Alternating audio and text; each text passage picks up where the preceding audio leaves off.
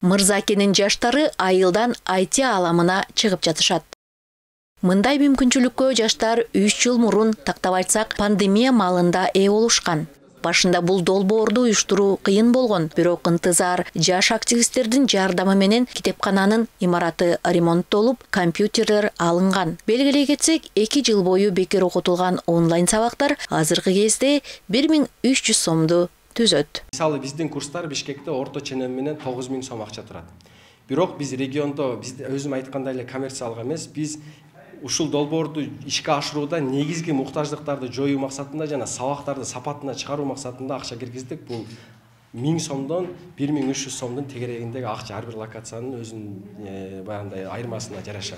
Ал акча биздин ошол чет жакта же башка жерде окутуп аткан онлайн окутуучубузга же интернетке же жана окууга жардам бергенге ар кандай муктаждык керектөөлөрүнө жумшалат. Болотхан айылдан чыкпай эле бир канча программаларды өздөштүргөн. Ал 2 жыл ичинде программалоо тилин мыкты үйрөнүп, бүгүн башка окуучуларга алган билимин үйрөтүп ментор болду. Кезинде билимин жогорулатуу максатында Бишкек шаарынан дагы билим алып келген. Жаңы поток ачылган, 3-чү поток.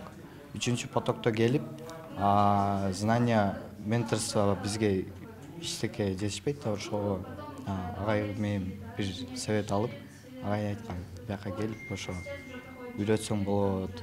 Мен сага знанияң бекерден бекер кетпесин. IT сабактарын өздөштүрүүдө окуучулардын жаш курагы чектелбейт. Андыктан окууга каалаган окуучу келе алат. Ошондуктан мектепте окуучулардын жаш курагына карата дагы сабактар берилет.